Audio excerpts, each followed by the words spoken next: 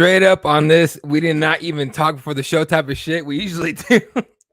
We usually do, but yeah, doing our thing. Welcome, ladies and gentlemen, to the Keyboard Warriors. We are the Keyboard Warriors.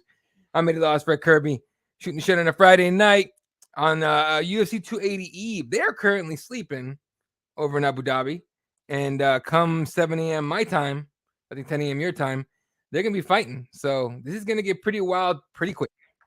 Bro, I forgot that this was even an early card for us. I keep Yeah. forgetting that this is live in fucking Abu Dhabi, man. Like I keep Yeah. forgetting. I'm actually pretty stoked for it though, because I love the early cards, but I just keep having to remind myself that because well, you're West Coast, so it's a little later Yeah. for you, or Earlier. earlier for you. All right, yeah. So really early card for you. It's fucking 10 a.m. for the prelims when the actual fights start here, which is pretty dope, but really fucking early too, man. It works out. My toddler wakes up at fucking 6 o'clock every day. You're right. By 7 o'clock, you're ready to rock with coffee. Ready to go. So let's. I got coffee, breakfast. I'm ready for some face punching. So I'll be covering live tweet for KSI Press at KSI Press on Twitter and everything else. On today's show, obviously UFC 280 is gonna be everything we talk about today. A couple things here and there. Colby Covington might be running again. Who knows? We'll see with the matchup that Dana White wants to put together. What else we got? And Big Fast Big Cap Otis with the that's basically Otis's fucking segment at this point. Yeah. So shout out to everyone in the chat. Jesse in the house was good. There he is. SJ hanging out. Santiago, ¿cómo estás? Raider was good. There she is. Otis came in. It's 85 here in Houston. What in the world? What's going on, guys? It's 80. It's like it was like 90 today in Phoenix. It was beautiful. It's like great weather here. Listen, both of you go fuck yourselves. It's been like fucking 40 degrees on the fucking in the Midwest, the fucking East Coast over here. We're freezing our tits off. It's fucking winter here, son. It's fucking cold. Oh no, I've been waiting for this shit. I love when it gets cold. It gets everywhere. So Keyboard Warriors MMA.com for the landing page is the YouTube whatever feed sucks. Go to Twitch, go to Facebook, go to Twitter at Elaw32 and at Keyboard MMA for either one of those for the Twitter feed. All right. Well, let's talk about very quickly because we'll talk about UFC 280 for the rest of that whole thing. Colby Covington. Dana White wants to make Colby Covington against Hamza Chimaev, which is a fight we've been wanting for quite a while. What do you even think we get that fight? Because I'm thinking it's not good for Covington's health. I mean, listen, I think that's a fight that we all would love to have. Absolutely. My major question is fucking Hamza fighting at 85 or 70? Right. I mean, last I heard, he was going to 85. That's what he was saying. That's what his coach was saying. So I don't know if he's going to stay at 70, if he can fucking successfully make 70, then yeah, Colby Covington makes all the sense in the world. That would be a great fight, be a great test before we give Hamza a title shot for sure. But first things first, is he going to fight at 70 or 85? Last I heard, he was fighting at fucking middleweight. So if he's staying at welterweight, then yeah, like I mean, this is saying a lot, but if fucking Dana knows something I don't, which he fucking obviously certainly most does, I mean, you know, again, last I heard he was fighting the 85, but if he's not fighting there, then Colby Covington makes a ton of sense. 100%. Now, not that for sure they were going to make Hamza against Paulo Costa and just go off their beef that they had. And I know Robert Whittaker beat him to the punch, and I guarantee Otis is going to come up with Otis already beat me to it. Jesus Christ, you're fucking pissed and fast. Paulo Costa versus Robert Whittaker, UFC 284 in February. Odd, but I'm here for it. No, well, I tell you what, that also, like, I feel like those were the two names at 85 that kept getting mentioned with Hamza. So maybe there's the fucking hint that a shit weasel like me just isn't paying attention to, but people fucking on it are looking at. If those two pricks got fucking put together, maybe that's the clue that Hamzat's not going to 85 because he's not getting a fucking title shot. No. If these two fucking guys are booked, then maybe Dana knows something I don't. Maybe there's a little bit of smoke to this whole fucking Colby Covington thing because that's definitely a really good fight. So it's a good fight. Colby's gonna want to get paid for that, and I don't blame him because that is a crazy fight for anybody. But to be fair, if you're fucking Colby, listen, newsflash, son. I know Leon's got the belt, but let's just fucking play Nostradamus here for a minute. Leon and fucking Kamaru are going to fight again. Let's keep it a bean. They fought 10 rounds. Kamaru won fucking 9 of them. Kamaru won every minute of their fucking pretty much both their fights, except for the 1 second where he got thunderstruck. So I don't think you'd be really going out on a limb to say that Kamaru's probably going to get his belt back, which means Colby's probably going to be right back in that boat of motherfuckers that ain't got a chance of getting a title shot. Unless you do something really impressive. Right now, Khamzat Chimaev is literally the hottest thing in the sport. You want another fucking title shot at 170, Kobe? Smash this guy. Beat him. Fucking kill that hype. Because that's, I mean, even then, you might not get a title shot if Kamaru gets his belt back. Because that's just, you know, we've seen that. What the fuck? A few times. A couple times, whatever the fuck case may be. But you ain't getting that title shot very easily if Kamaru's champion, unless you do some shit like beat. So really, you kind of need that fight too. You could beat anybody else at welterweight, and it's not going to make the statement that beating Khamzat's almost in a weird way put his fucking self in the same breath of a fucking John Jones. You be the first, or like a Conor McGregor back in the day. You beat Khamzat now, it fucking means something. It's a statement. And honestly, I hate to fucking say it, I think Covington could beat him. I think Covington has all the tools to beat Khamzat. Now, I'm not going to say he's going to thunderstrike him, you know, knock him out and send him fucking packing.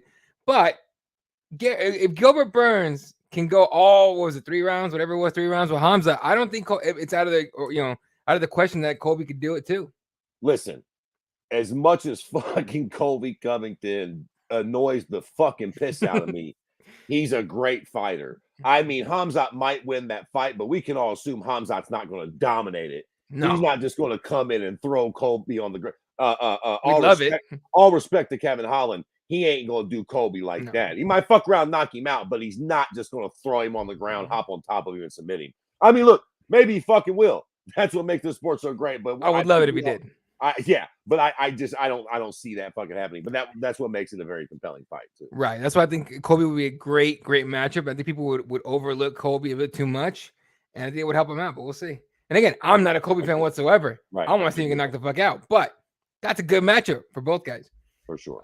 Real quick on the comments. This comments everywhere. Yeah. Raider goes, West Coast people would die in 40-degree weather. 100%. We're not gonna live through that shit. You kidding me? We're not gonna make. I don't live in Phoenix because I want to deal with 40-degree weather and snow. Fuck that.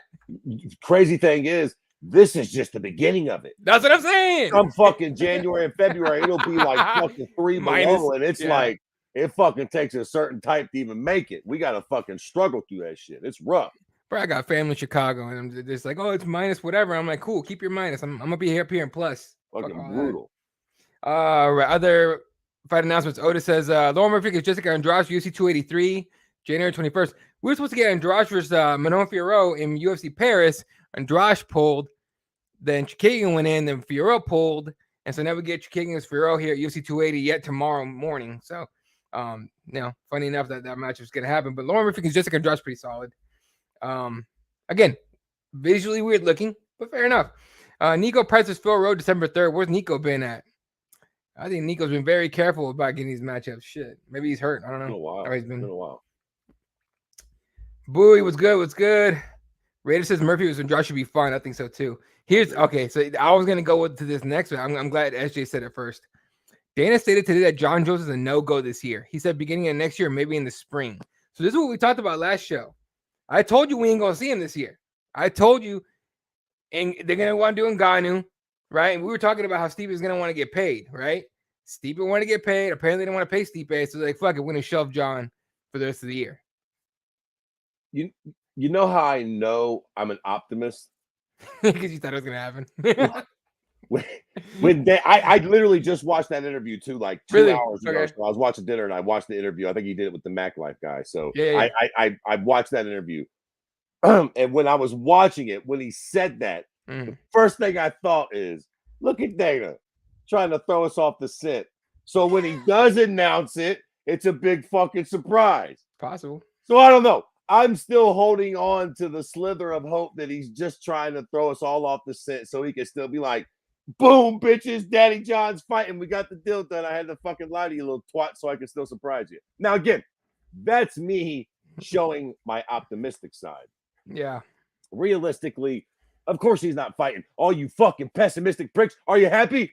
Are you happy, all of you? Fucking Eddie, are you happy with your fucking negative energy putting it in the air? I don't think we're going to see John. You guys manifest like the fuck up. Now we're not going to see him. So next year, hell, I even what did they say? Did he mention spring? Did I hear the fucking S word come out of his mouth? So that means it's going to be fucking warm again for pricks like me before he fights? Oh, yeah. We'll be fucking dead from the monkey flu or COVID-37 or some horse shit by then. Or you're gonna level what Raider said. What Raider just said, and I'll put it up in a second. But this just confirms to me that they want to do John Jones, Francis Ngannou, no matter what. I think that's the fight anyway. Raider says, I think John and Connor never come back. Damn. Oh, stop it now. You're just being mean. You're just trying to fucking get me riled up. I don't know. Honestly, I don't know where this narrative that Connor is not coming back comes from. I mean, he's going to come back. First off, let me tell y'all something about Connor. Or just something about money in general, which I don't fucking have, but I do slightly understand. Let me tell you something about Conor McGregor. Now, I know that fucker made a shitload of money on that Floyd fight. Made even more selling that old stank-ass fucking whiskey that he had fucking right up. Yeah, I know he's made a lot of money. Gosh, it's gross. Let me tell you something, Jack. When you own multiple fucking mansions, goddamn Lamborghini fucking yachts, that shit costs a lot of money. Personal chefs, fucking Gucci to the ankles. The old lady gets a fucking new Birkin bag every other day. That shit adds up fast. Conor McGregor, what is he fucking? He's going to be in a movie here soon, right? He's fucking doing some sort of acting thing. Something. I don't know what the fuck. We'll see what happens. I'm going to put my money on the fucking the bet that he's not Tupac. I don't think he's some fucking extravagant fucking talented artist. I don't think that he's really got a future in acting. This is coming from a massive Conor fucking stand. I say all that to say, I think he'll absolutely fight again. And I think, contrary to popular belief, he will have to financially fight again. He's making a lot of. Let me tell you something, Jack. There's a reason why Floyd Mayweather keeps fighting these small Asian people with these interesting rule sets. It's not because he absolutely has no. Now, don't get me wrong. I'm not suggesting that Floyd Mayweather's going broke. I am suggesting that he spends $1 million a month, easy peasy lemon squeezy. And when you're spending that kind of money, and you plan on being alive for the next 40 years, you got to keep making fucking money. You cannot just sit around blowing a fucking mill a day.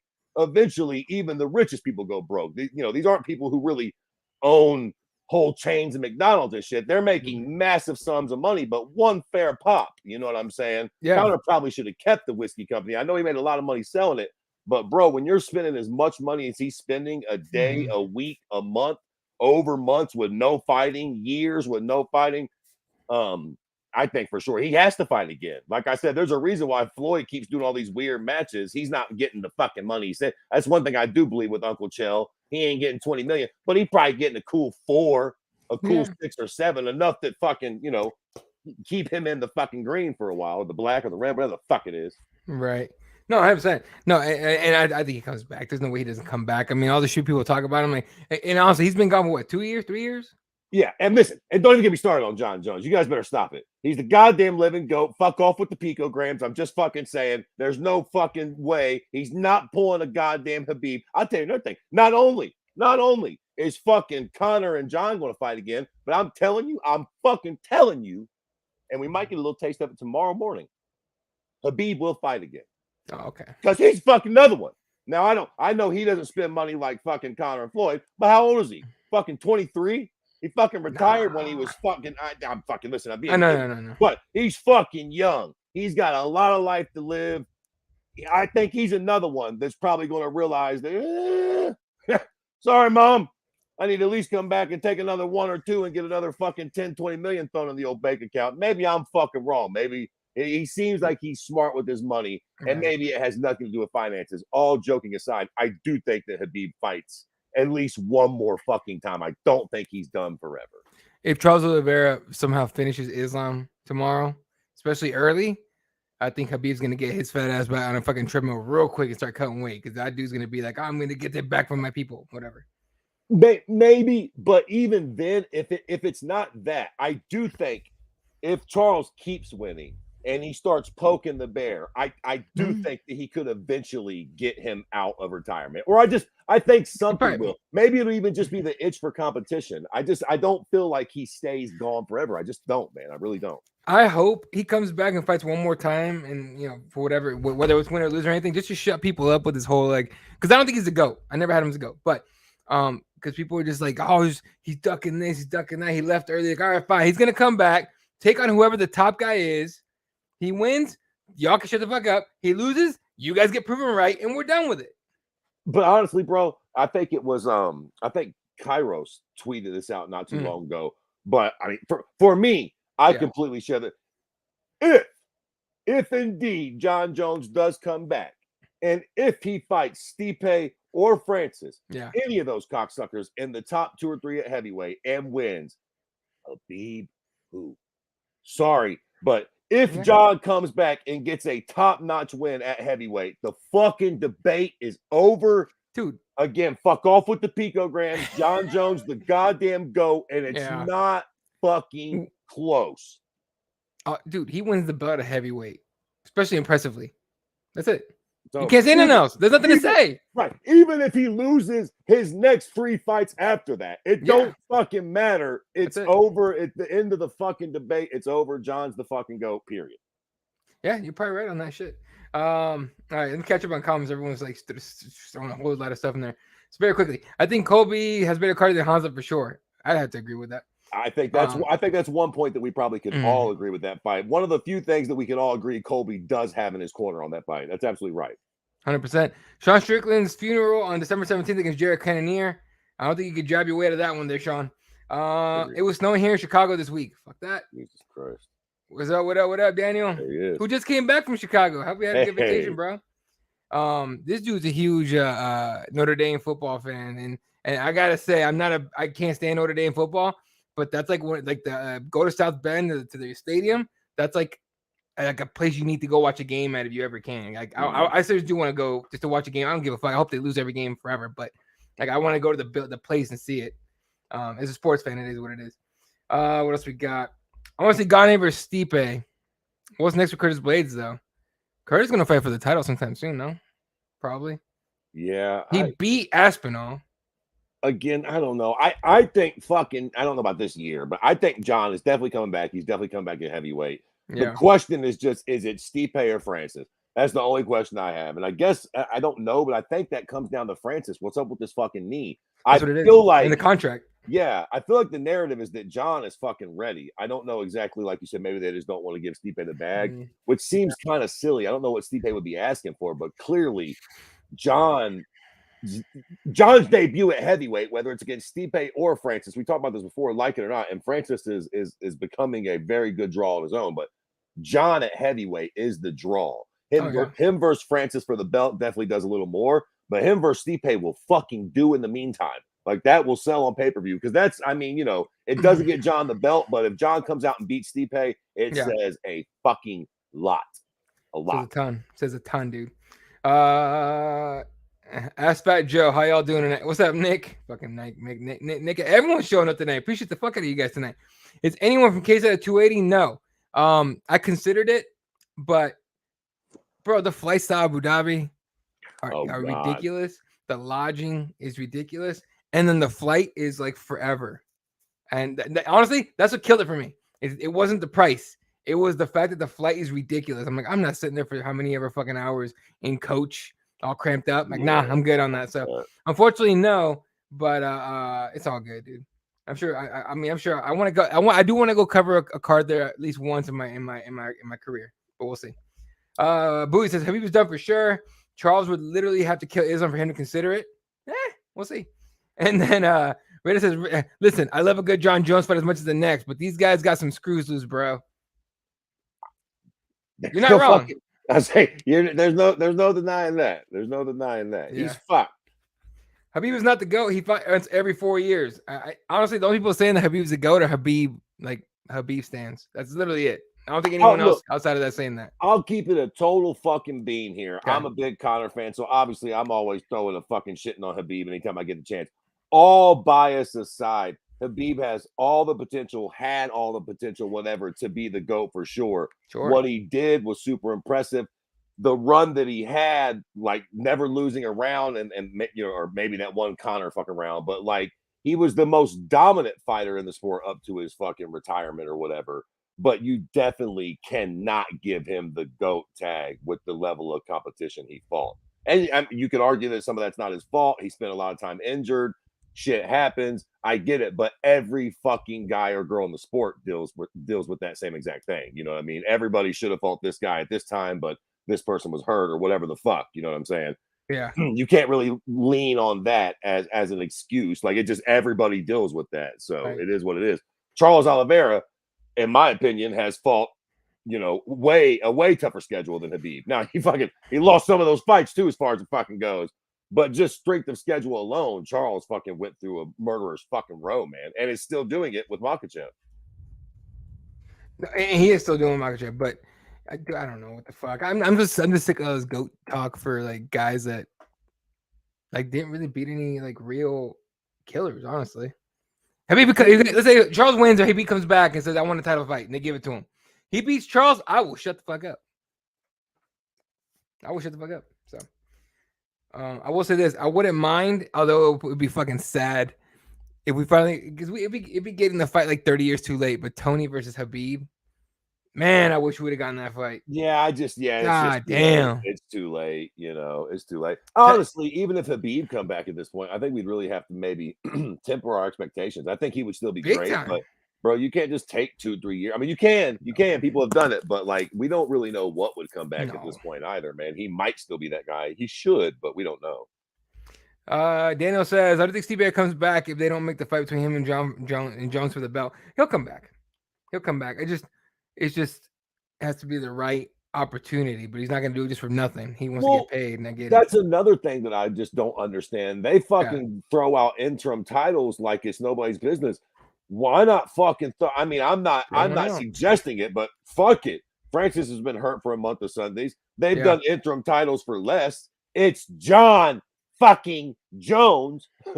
Like, throw the interim title out, make an interim title, that way sweeten the pot for Stipe a little bit, blame a little bit more love, and let's get this fucking fight done. I mean, all fucking joking aside, man, come on, it's one of the bigger fights you can make in the sport. Get it fucking done. 100%. All right, moving on. What's Connor's losing streak? 3? 2 to Poirier. No, it's 2, right? I don't know. Who did he fight before the first Poirier fight? Was it Habib or was it fucking Cowboy? I don't even fucking remember. I want to say it was Cowboy. Yeah, he beat Cowboys on a 2-fight losing streak, but he's lost 3 of his last 4. Because it was Habib in 2018, he beat Cowboy in 2020, and then he lost to Dustin twice in 2021. Bro, I hate to be this guy, but when you really think about it, not the worst. That's not terrible. So he loses. He didn't lose to Scrubs. Well, he loses to Habib. I mean, let's just keep it a beer. He loses to Habib. And he beats Cowboy, for fuck's sakes. Love that, but whatever. So he loses the fucking Jesus Christ. Poirier, for sure, gets knocked out, period. Yeah. But all things being equal, it was an injury in the second fight. Yeah. I do think that, like, maybe Dustin caused it or whatever, but he didn't get knocked out in the second fight. Like, for however you want to take it, like, he's really coming off of one loss to Poirier, the knockout loss. And then it was a freak accident, but like, it is what it is. He did not get, and maybe he was about to get knocked out, but nonetheless, that second fight was like that. So I don't know, man. I don't know what kind of Conor we'll see. He looks fucking huge now. It looks like he's massive. 70. So who the fuck? Yeah, I don't even want to get really started on that realistically, but I do think we will definitely see him again. And I do think that at this point, he may very well be a little underrated. Because I do think that people are like, I think they think like he's lost a lot of fights. He's really lost to Poirier once. I mean, he lost to Habib, but again, who hasn't? Who amongst us hasn't lost to fucking Habib? You know what I'm saying? Yeah. Then he beat Cerrone, which again, who amongst us hasn't? But then he took one legit L to Poirier and had a weird freak accident. So, like, he's not exactly on a terrible fucking streak as far as it goes.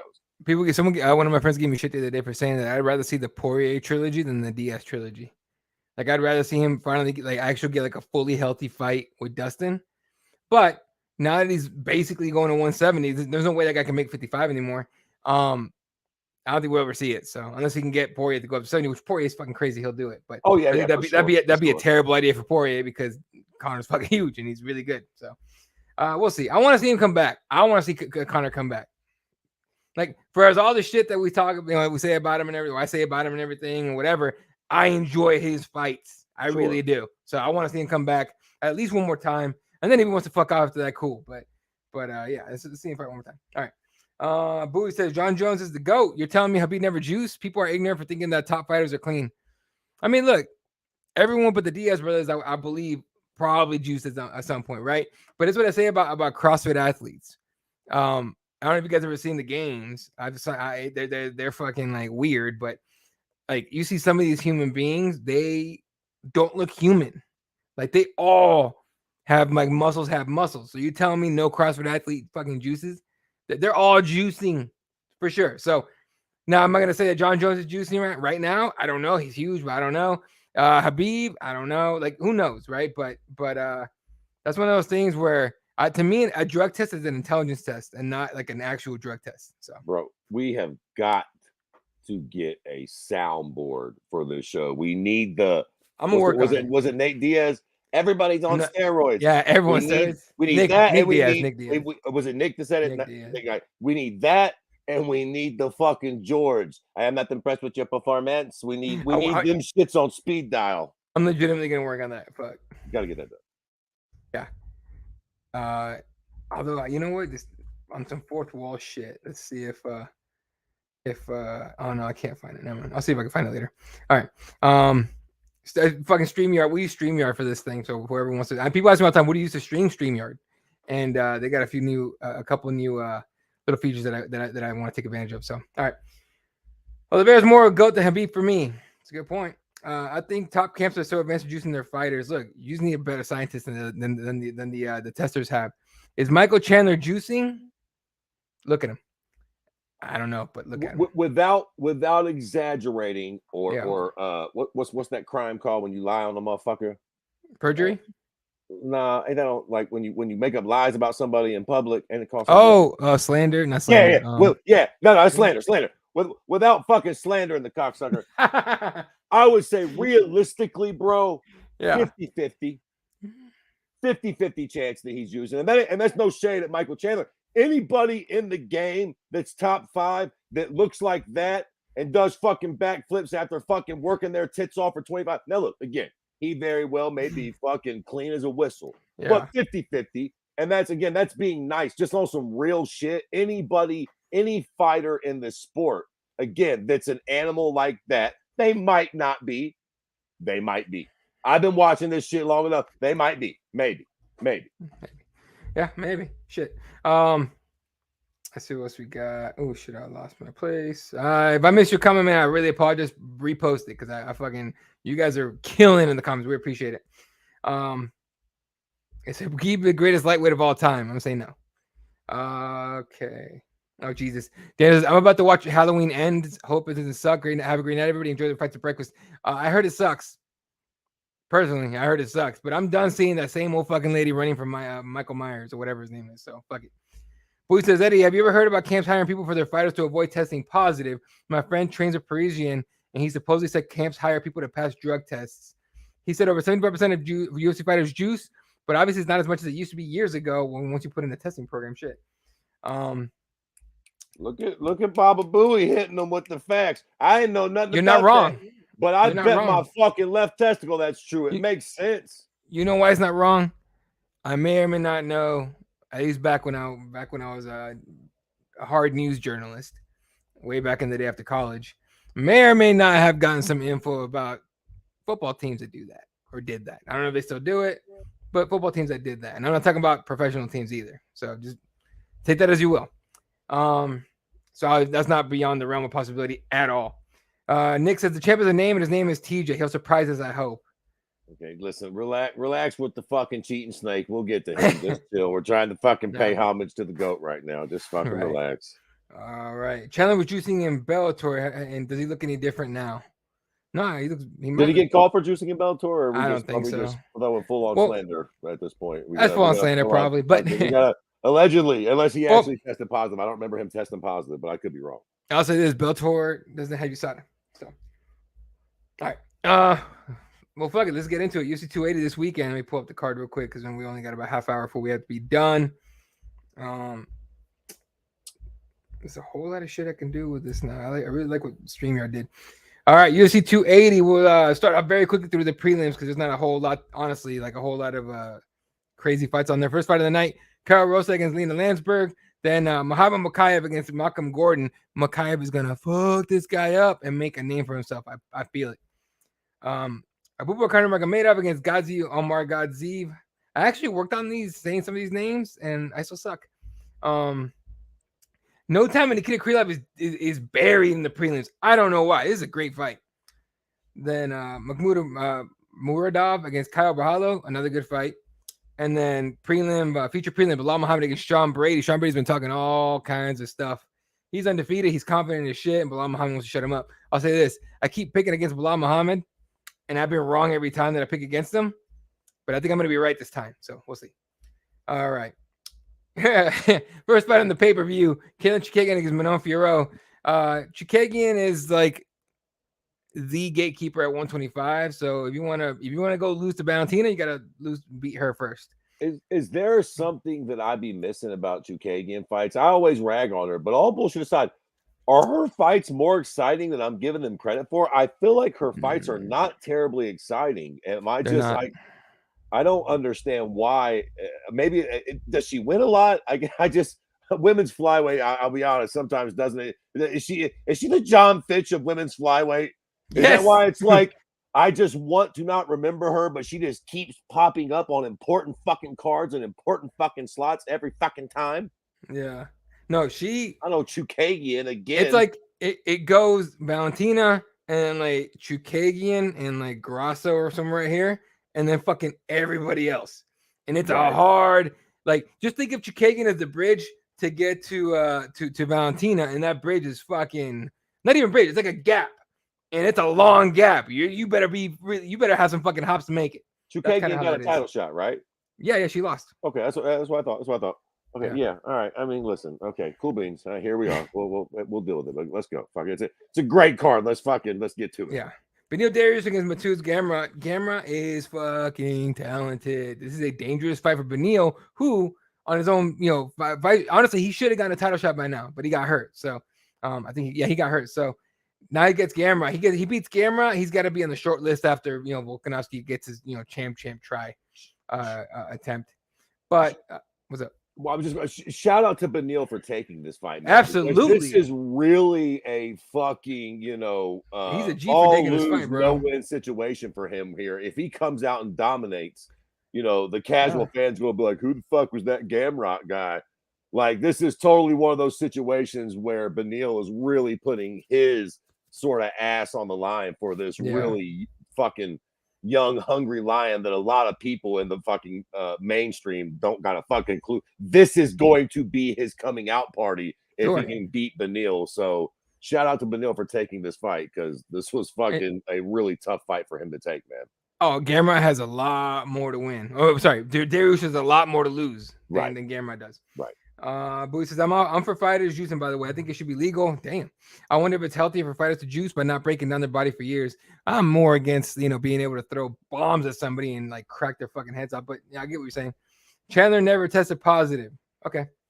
And sorry to overload the chat. No, we don't give a fuck, dude. Go in on the chat. All right. Like, tonight's been fucking dope already. You guys have been killing it in the chat. So let's keep it going. Keep it interactive. And another thing, if you're on the YouTube fucking page now, leave a fucking comment. Subscribe, share, leave a comment. Even if you're shooting your fucking mouth off, fuck it. We used to fucking delete them shits but you know what?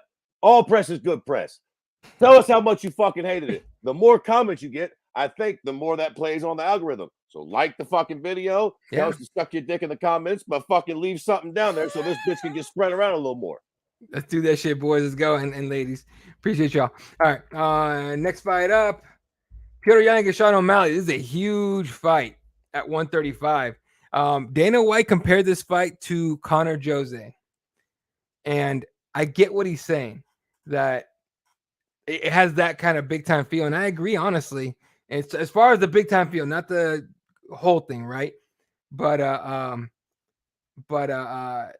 dude, if Sean O'Malley wins this fight, like, we have a superstar. Like, not even just a star. He's already a star, but he becomes a superstar and the next guy to fight it for the bantamweight title. So yeah, who you picking in this one? Because I'm having a hard time finding picking a winner here. I don't know, man. I feel like, again, I know what Dana means when he says that. Yeah. There are obvious, glaring differences between the Conor Jose fight and this fight. But I get what he's saying in the potential. If Sean O'Malley comes out and not only wins, but wins impressively, if he actually knocks fucking I hate saying Pichur. It sounds so fucking Pichur. whatever. But if he knocks Jan out in the first round, man, Yeah. it will rocket him to stardom. He already sort of has a lot of that buzz around him. One massive performance like this, and he is going to fucking skyrocket to stardom. Sure. So I definitely see what he means about that. That being said, there's some major fucking differences. And I think that the difference being Conor just kept winning his fights. Sean O'Malley's had a couple little hiccups. Now, that could prove to be even more beneficial for him because I think even though nobody saw the Conor Jose fight going like that, I think there were quite a few people that really thought Conor could win that. He was red hot going into it. He was knocking everybody out. And don't get me wrong, Sean O'Malley has had some impressive knockout performances, but the reality is he has not knocked out anybody really impressive. He's fought two really impressive guys, and he's had very strange outcomes in both of those fights. Chito Vera and who's the other fucking cat? The guy he poked, Munoz? Yeah. Munoz. So the two top, 5 guys that he fought ended in really weird scenarios. Not with him necessarily getting beat, but not with him knocking them out either. So I feel like there's a lot more mystery about exactly how good Sugar Sean is coming into this fight. Now, again, he either gets beat and we really fucking take a massive swipe out of the fucking career of his, or he fucking wins and possibly wins impressively. And then, Jesus fucking Christ. Again, and let me say this too. When I say wins impressively, I think the reason the Conor fight is something to point at is because that was not just impressively, it was like otherworldly impressively. Sean can win varying degrees of impressiveness. If he fucking comes out and like front kicks Jan in the face and knocks him out, if he does some insane thing, skyrockets in flight. If he, you know what I mean? There are just so many levels of this. If it's a one strike shot and he sleeps Jan, whether it's a kick, a knee, whatever, if it's one of those deals, then it's going to get fucking wild for Sean O'Malley for sure. If he does some shit like that, I'm gonna become a fucking Sean O'Malley fan. I'm not because of his I can't stand his personality, but like his fighting style is always fun to watch. I enjoy watching him fight, but that's why I don't watch his podcast. I don't watch anything he speaks. Actually, uses his fucking face. Where if I see a video and his face is fucking moving and talking, I can't watch it, listen to it. He's a fucking moron. But his fight style is fucking great. I love watching him actually go in and fight. Now, all that being said, I have to pick a fucking winner for this fight. Or my outcome for this fight. Yeah. It's hard to fucking say. Nobody, that's why we love this fucking sport, right? There's no fucking way to know. I'm going to pick Sean O'Malley. I'm going to say he is who we think he is and he does something great. Now, I'm going to tell you why I'm doing that. Because I love the hype. I love the hype. If he does something like that, that win creates a massive superstar. And as a fan of the sport, I think shit like that is good for the sport. If Jan comes out and just beats the dog shit out of Sean O'Malley, that could be fun too for a night. But I feel like it doesn't really tell us much. It doesn't give us much hope for the future. Jan's already been the champion. It's like, okay, Sean wasn't who we thought he was. Jan's exactly who we knew he was. Let's get him back to a title shot, so on and so forth. I'm looking forward to the mystique and the hype of Sean O'Malley.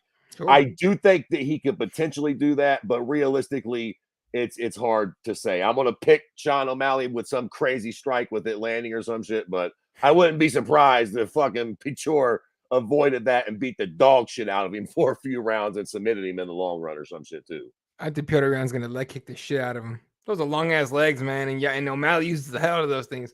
Kicks the shit out of him, and I think I'm taking Piotr Jan. I don't know if he'll finish him. I think O'Malley's going to put up a really fucking tough fight, but I think Piotr Jan by like decision at worst.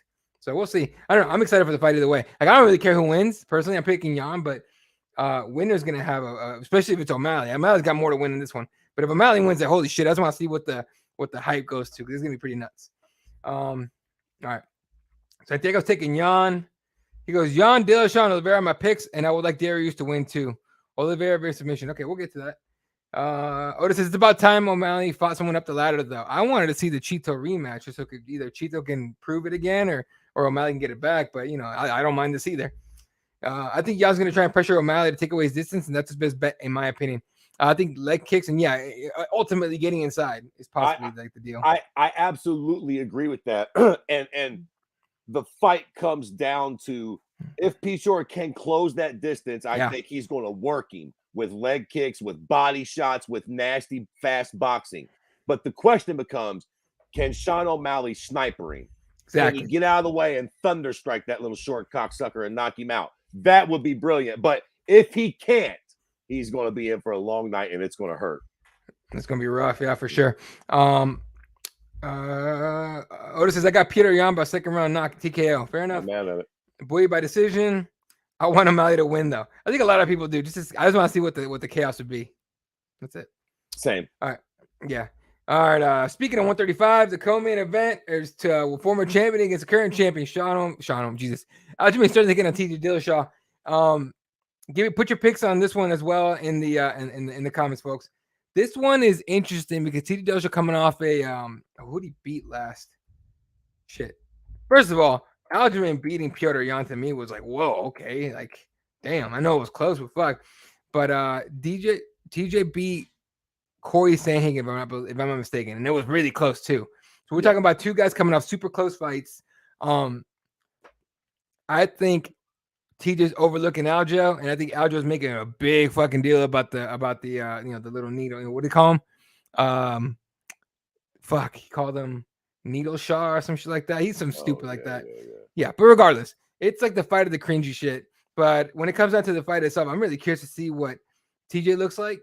And then a lot of people are saying there's not gonna be any takedowns, but look, all it has to do is go to the ground one time, and Aljo can like pretzel this motherfucker, man. But I'll go first on this one. I'm gonna take Aljo by split decision again. I think he's gonna take it by super. I think it's gonna be a super close fight. I think he takes it. Who you picking? See, man, I don't know, dude. Look, I love Aljo. I like him as the champion. He's a little fucking cringe, but all things considered, I like Aljo. But I don't I don't see him winning this fight, and I'll tell you why. Okay. Because I don't see him outstriking TJ for sure. I guess just to no, you're right. I think the divide with their striking is wide in favor of TJ. I think Aljo has the edge in the grappling department. Excuse me, but I don't think it's nowhere near as wide. I think that TJ can handle himself off the ground and can prevent himself. I think Aljo can win a round or two, and I guess to be fair, that's all he had to do against Yan was win 3 rounds on his back or whatever. I just don't think he can do that to TJ. I could be wrong. I don't. I think TJ's defensive wrestling will be good enough to prevent that from happening to him, and I think he ends up knocking Aljo out. I hate to say that because I don't exactly like TJ, and I do like Aljo, but every time I think about this fight, I just don't. Quite frankly, I don't think Aljo can do to TJ what he did to Yan. And I think that TJ and Yan are both very good strikers. I just think that TJ has the defensive wrestling to prevent that from happening, and he's going to end up fucking clipping Aljamain. Because, I mean, look, I don't think it's a real fucking genius idea to say that Aljo's striking has some holes in it. Like, if you can not have to grapple that guy, a dude like TJ can definitely end up clipping Aljo. As much as it pains me to say that, that's how I see this fight going. Okay. Well, look, the thing about TJ, look, I was thinking like all I have to do is go to the ground one time, but you're right. I completely forgot TJ Dillashaw's natural. He's a wrestler first, so he can definitely stop takedowns and everything. He's showing he has a really good takedown defense, right? Man, it's just and yeah, like some of the comments on here. Let me get to them. Hang on. I love fights that are 50-50, and the last 2 fights are, in my opinion, 100%. And listen, what's up? It's not fair, but TJ will cheat. He'll cheat. Yeah. If there is a way to have some steroid that he can't get caught doing, he's probably on it.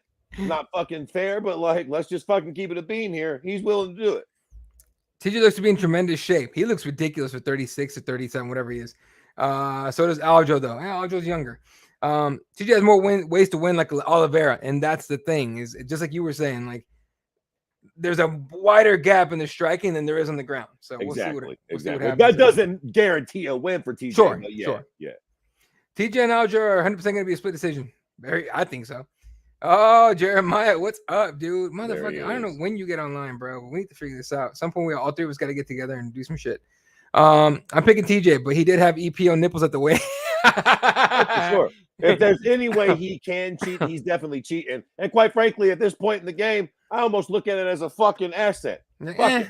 It goes to show you that he's fucking willing to go the extra mile. Yeah. I'm picking TJ by knockout or TKO. Fair enough. Rogan mentioned years ago about animal fat steroids that are untestable. Well, Canelo did the horse meat. No, Overeem did the horse meat. Canelo did the whatever Mexican It was meat. tainted meat from Mexico. Yeah, some shit like that. Yeah, I think it was horse meat though too. I think it was the same Was thing. it? He said horse meat from Mexico. I think. I wonder if he Googled like shit. What's an excuse? Horse meat. All right, we come to the main event, ladies and gentlemen. Possibly this could go. I mean, depending on how it goes, this could go down as probably like one of the greatest, if not the greatest, lightweight title fight of all time. We'll see. It just has that feel to it. Charles Oliveira coming back to get his belt back that he never lost. And someone was talking shit about like, we should have made weight. Like, motherfuckers, I reported that shit that morning that the scale was fucked. Okay, so the scale was fucked. Everyone got screwed over. All right, you should have seen every fighter that went up on the scale. Every single one that went on the official scale was looking at the commission guy reading the weight. Like, are you fucking high? There's no way I'm a half pound over. Like, I came in and like they still made weight, right? But it was a half pound more than they weighed in at. So they were told late in the morning that the scale was fucked and everyone got fucked over. And it seemed like even everyone was surprised Charles Oliveira missed weight. The fact that we were surprised is like, whoa. So let go of the missed weight thing. It doesn't matter anymore. Now, Oliveira, Islam Makhachev. This is going to be wild, wild shit. This is going to be great. I like Charles Oliveira. I think he's going to do something insane in the first round. I think he's going to knock out Islam Makhachev. And it's going to like put like a full stop on everybody right at 55. Like if he knocks out Islam Makhachev, like maybe he gets the microphone and be like, "Hey, Habib, suck my dick. Your mom can too." And then Habib comes out of fucking retirement, whatever. Or even worse, he jumps the goddamn cage right then and there and just eagle fucking jumps his motherfucker. But I'm taking Charles Oliveira. Throw your picks in the comments. What do you think of this fight though? Because to me, it has this big time fight feel, like a really big time fight feel. Okay, yeah. Listen, man, I'm telling you, man. I've said this before, but I really, really believe this. I almost feel like there's like two fights. Like there's the hype for a fight, and then there's what actually happens in the fight. And there's like sometimes they were very different things. But like even if this fight goes on to be a dud, hypothetically, Islam just sort of lays in place for 5 rounds. Let's just say, and the fight ends up sucking. That does not change the fact that going into the fight, we were all excited as fuck. Ngannou, Derek Lewis might have sucked, but goddamn it, going into it, we were hype as a motherfucker. Sometimes you're let down, but I think that there are just two, like, no matter what happens in this fight, it's still super fucking exciting right now, leading up to it. I do think it'll be an exciting fight. I'm just trying to make the point that it's almost like there are two different things leading into a fight and then what actually happens in the fight. You know what I'm saying? That being said, again, like Homeboy just said earlier, the best fights are the ones where you really don't know what's going to happen. Obviously, there's like two schools of thought, right? Like either Islam comes in and is able to control Oliveira on the ground. I don't think anybody thinks that Islam's going to outstrike fucking Oliveira. But I tell you what, this is a crazy, crazy game. We have seen so much wild shit. I don't think that happens, but it would just not be the wildest thing ever. I mean, we've seen so much wild shit. For real. Look, Islam has not fought anybody close to the fucking level of competition that Oliveira has. Oliveira's got some losses that Makhachev does not have. There's a lot fucking going on here. That's what makes this fight so fucking entertaining. Ultimately, to keep a long story short, before I get too fucking long-winded about this, I'm going to go with Charlie Olives too. I think also there is something to be said about momentum for fighters. I think that that's a real thing, man. I think that sometimes guys get going on streaks and they find themselves, it's almost like an adrenaline dump, man. They just get in a groove and they start winning fights that they might not have won, or if they were coming off of a loss, they just wouldn't have that performance. I feel like we're seeing that with Oliveira right now. I just feel like he is in a fucking groove where he can just not lose, man. I think he's also going to come out and be wild and sort of throw shit at Makhachev. And that might, work against him. He might get taken down, but I feel like his jiu-jitsu is so good off his back. And I think, again, he's just confident right now. He's on a run. And I think that he's been very successful with that fighting style lately, sort of just letting it all hang out. And if he gets clipped, he gets clipped. If he gets taken down, he gets taken down. But he's such a fucking offensive dynamo that he just fucking keeps coming until he eventually wins. And ironically enough, for a guy that has actually fucking folded before, I think he actually sort of relies on his backbone now to get in there and be like, come on, Michael fucking Chandler. Come on, Justin Gaethje. Knock the dog shit out of me. I'll sit right here in the telephone booth and fucking trade punches with you. And that is a fucking very bad idea. But the cute cocksucker's done it a few times now and came out on top. So far be it for me to think he's not going to do it to goddamn Islam Makhachev. All due respect to him and as impressive as he's looked, it's hard to fucking vote against Charlie Alves at 55 at this fucking point in the game. Sorry. I keep picking against him. I'm not doing it anymore. Fuck all that. That's just terrible. Yeah. So official prediction, 3rd round submission, Charles Oliveira. I got crazy shit. I got Charlie Olives by knockout 1st round. I think he's gonna make a statement, tell everyone to shut the fuck up, suck my dick, I'm the king. That's what's gonna happen, I think. All right. Bowie says 60% of that card missed weight. It was a scale. And it's not even that many people, like a bunch of people missed weight, but it was like even the ones that missed weight, that made weight, they were looking down like, motherfucker, there's no way. The scale over there says I was a half pound lighter. Yo, you're scaring the shit out of me here. You know what I mean? Like, so let's just forget about that shit. Jeremiah, will this fight settle the whole BJJ versus wrestling debate? Too many other aspects at play. I know that, but I've always heard that a BJJ guy's kryptonite is a wrestler. But Duke Bronx is finishing on the feet. Here's the difference. Me personally, having competed, and having trained with my one of my best friends is a wrestler, and everything I know about wrestling is through that guy kicking my ass. When we first started training, I already had a little bit of jiu-jitsu training, so he puts a lot of pressure. They keep coming in, they try to chain things together, and they get caught in shit. But the thing that jiu-jitsu guys don't have that wrestling guys have really, really fucking well is being able to put you in a place and keep you there and keep you in place. And if they can stop themselves from getting submitted, like in triangles or stupid shit, like you got a dangerous. I mean, Bo Nickel, for example, who by the way just pulled out of his fight, unfortunately, due to injury. But guys like Bo Nickel, guys like fucking anyone that's a wrestler that can hold you down like that, and Islam himself too. But no, that debate's gonna go on forever. All right, forever. So, in fact, some of the best jiu-jitsu guys that I've ever rolled with, trained with, and everything that I know personally were wrestlers first, and then they became murderers, and now it's like scary shit to roll with those fuckers. All right, I'd like to see Oliveira. Oh, SG goes, I still can't call this one. Both Oliveira and Islam are so good at what they do, 100%. I'd like to see Oliveira win though. I'm really not a fan of Islam's fighting style. Nobody is. Otis says Islam time. Fair enough. And then both our master practitioners of the craft. I'd like to see Charles Oliveira push Islam. If he doesn't finish it early, I want to see that. I want to see Islam push to that brink of, are you gonna quit? Because Charles Oliveira, everyone that fights him. Oh, I've seen him quit. I think Islam said, yeah. Oh, Oliveira has a quit button or whatever the fuck. I forgot who said that shit, but he has a quit button. Motherfucker, no one can find it. So no, you don't have a quit button. Now we'll find out. We might find out if you have a quit button, Islam. We'll see. So it's honestly like I'm excited as shit about the fight itself. So yeah. All right. So as UFC 280, I'll give you the time here in a second. Wrestlers are so hard to get into a submission. They just know how to stay safe. Yes and no. Like I've had wrestlers come at me before and I triangled them, and I'm a heavyweight. I'm not bendy like that. I have a really hard time getting people in triangles. But a wrestler that comes in like that, one arm in, I catch it every time. Listen, it just depends. The truth is too. I mean, I know we all know this, but the reality is, this ain't a grappling competition. Right. Everything is different in MMA. Like if that was the fucking case, Gordon Ryan would just come in. He'd be the goddamn UFC fucking heavyweight champion. That'd be the end of it. Right. But even in a grappling context, when you're in MMA and you can fucking drop an elbow on somebody's nose, that just changes your wrestling. Even when you're shooting on a double leg, when somebody can take their elbow and smash you in the earlobe with it, that makes going for that move a lot more dangerous than on a wrestling match. So, grappling is fun, but I think grappling is its own very unique thing in an MMA cage. It's a little different. Even the way you would approach an actual grappling session or fucking, whatever on the ground, you have to be careful because you got to be looking out for different things. 100%. Very quickly, update on the times. It's 7:30 a.m., so half an hour later, but 7:30 a.m. for the prelims, Pacific Standard Time.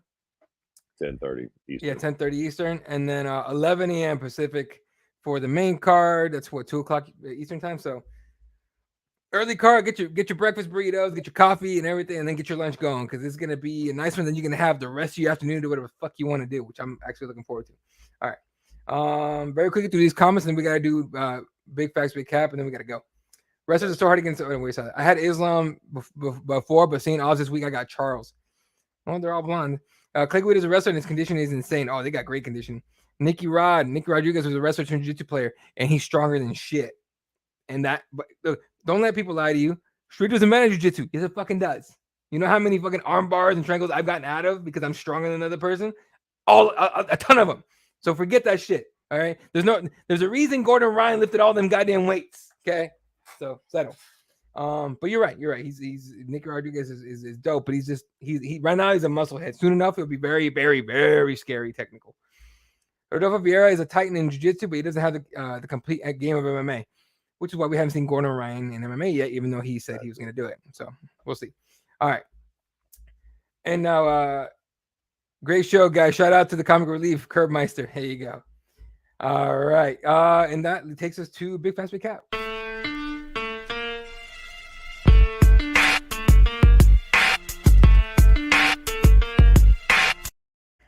Big Facts, Big Cap brought to you by Otis, the third member of the Keyboard Warriors. First one. And we have 1, 2, 3, 4, 5 of them. I love the first one, Otis. The first one. Big Facts, Big Cap. Mike Jackson should be banned from fighting in the UFC. Are you letting me go? Yeah, go ahead. This is the biggest fact that's ever been a big fact on Big Facts, Jack. Fuck yeah. Mike Jackson, god damn it. You're the new CM Punk. You can go get something from Daddy Fred. That's who you need to be fighting next. You need to be fighting me in my backyard. Like, that is where we need to be with it. You are, I mean, all due fucking respect. I mean, all joking aside, congratulations to him for really pushing it. But like, yeah, I mean, what are we doing here? Like, he's again, all joking aside, not trying to be a dick here. Clearly not a UFC level fighter. Like, we signed him to do the whole CM Punk or the fucking Mickey Gall. whatever the fuck. Yeah. Like, we did it all. He got smashed by, you know, an up and coming guy. That's all we need to see here. It's done. Big fucking facts, Jack. Facts as fuck, dude. And not personal, but well, I know a guy that I talk to all the time. Used to train and has sparred with Mr. Mike Jackson, and he goes, "Yeah, he'd be decent in the regional scene." I'm like, "Damn!" Then you watch that last fight he just had. I'm like, "Okay, yeah, that makes sense." All right, next one up. Big facts. Or okay, here you go. Even with Grasso's win streak, Talia Santos should be next with Valentina Shevchenko. Big facts, big cap. Talia Santos. So we're going off the fact that she made Valentina look human. Is that what we're saying? Right. Okay, read it again. One more time. Even with Alexa Grasso's win streak, Taila Santos should be next for Valentina Shevchenko. Taila just took her to a split decision. She lost, but she took her to a split decision. And it was that fight. I know we were watching it. I was just like, yo, she looks human. Like, Bullet looks human. She made Bullet look human. A lot of things were about, you know, possibly fucking, what do you call it? Was she hurt, maybe, or whatever? Who knows? But I would say if Santos might have to go out and win a fight. But no, I'm gonna say big cap.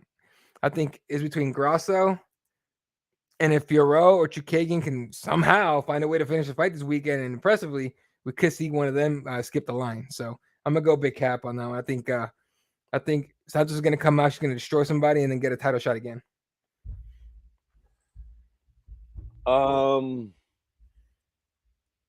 Okay, so Taila Santos getting the title shot is big facts, right? Yeah. So basically, big facts would be if even with Grasso's win streak, Taila Santos should be next for Shevchenko. So the rematch. Yes. Okay. Big facts, and because Alexa Grasso's win was not that goddamn impressive. I am very fucking big on emphatic wins. Sure. Not all wins are the fucking same. A win is a win, no doubt about it. But a finish, an emphatic win, it just is way different. Alexa Grasso's win, what was that, last Saturday night? Yeah. Good shit. Good win for her. Good fight. But it was not the sort of performance that you can demand a title shot with. Quite frankly, I don't like the Santos fight either. I don't love it. But she was, who made Shevchenko look. It was the closest fight that Shevchenko's had in the month of Sundays. So again, with Grasso not exactly coming out and demanding that title shot, yeah, big facts. Yeah, right. Yeah. All right. A couple more, and we're late as fuck. All right, we gotta go. But fucking Christ, where'd it go? Here we go. I might have to cut one of these. Chita Dillashaw will be the bantamweight GOAT with the win over Aljamain Sterling. Big facts, big cap. GOAT. TJ Dillashaw will be the GOAT. God damn, that's a good one. I know we need to go to. I don't got time to be sitting here all stoned. Big cap. Close. I love Aljo, but I don't really look at Aljo as a very revered champion. It'll be a good win for TJ, but I don't think it cements his GOAT status. I think there's still some guys there to beat. Again, who knows? Maybe Sugar Sean comes out and thunder strikes him, and then maybe a win over Sugar. We can start maybe having that debate. I don't think the win over Aljo does it. I do think that lets us know he's back, but sure. No. I'll say this: if I'll say slight cap, and only because the biggest argument for this would be, to me, if he beats, like if he finishes Aljo in the first round, it's something crazy, right? He would be a 3-time bantamweight champion. I want to say this would be the third time he wins the belt, I think. So that would be the one argument you have for the GOAT, but I don't think he'd be the GOAT just yet. So that's a good one though. Shit. You catch up on the answers really, really fast. Oh, this is big facts. Bye, Mike Jackson. Bowie says Dana White just want to see him get brutally knocked out. It's possible. Maybe. Big facts. Daida gave Valentina her toughest fight to date. She even won in one of the judges' eyes. I thought she won the fight. Bowie says I think Nunes beat her more than Santos. I want to see that too. Big cap on TJ and big cap Cruz did more. Fair enough. All right. And then this one should be pretty easy. Sean O'Malley is going to shock the world and finish Piotr Jan. Big facts, big cap.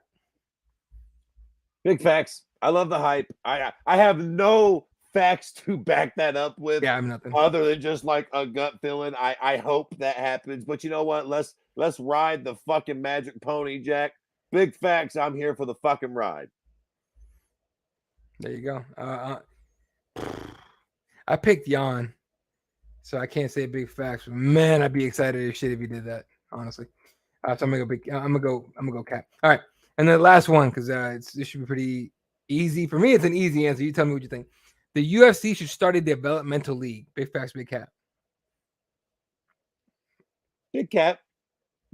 I between the fucking Dana White Contender Series, the Ultimate Fighter, and then just all the other things, the fucking Jungle Fight and the LFA, all those promotions are sort of there. I don't think they need that. I'm sure they could do it well as far as it goes, but I feel like they've sort of almost got that already with all these other avenues of fighters that they got coming in and stuff. So big cap, I don't think they need it.